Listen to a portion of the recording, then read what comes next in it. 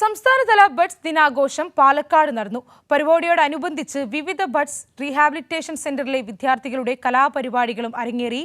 സംസ്ഥാനതല ബഡ്സ് ദിനാഘോഷം ഉദ്ഘാടനം സംസ്ഥാനതല ബഡ്സ് ദിനാഘോഷം മന്ത്രി എം ബി രാജേഷ് ഉദ്ഘാടനം ചെയ്തു.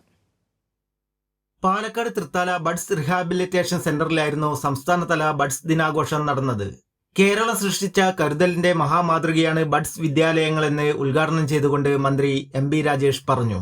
കേരളം ഒരുപാട് കാര്യങ്ങളിൽ രാജ്യത്തിന് മാതൃകയായിട്ടുണ്ട്. കേരളം സൃഷ്ടിച്ചിട്ടുള്ള കരുതലിന്റെ ഒരു മഹാമാതൃകയാണ് ബഡ്സ് സ്ഥാപനങ്ങൾ എന്ന് നിസ്സംശയം നമുക്ക് പറയാൻ കഴിയും. മറ്റു സംസ്ഥാനങ്ങൾക്കെല്ലാം മാതൃകയായിട്ടുള്ള ഒരു പദ്ധതിയായി ബഡ്സ് സ്കൂളുകൾ ഇന്ന് മാറി തീർന്നിട്ടുണ്ട്. സംസ്ഥാനത്ത് 166 ബഡ്സ് സ്കൂളുകളും 212 ബഡ്സ് റിഹാബിലിറ്റേഷൻ സെന്ററും പ്രവർത്തിക്കുന്നുണ്ട്. ഇതിലെ അധ്യാപകർക്കും മാതാപിതാക്കൾക്കും ആയമാർക്കും പ്രത്യേകം പരിശീലനവും നൽകുന്നുണ്ടെന്ന് മന്ത്രി എം ബി രാജേഷ് കൂട്ടിച്ചേർത്തു. Thrithala block panchayat president V P Rajeena അധ്യക്ഷയായി.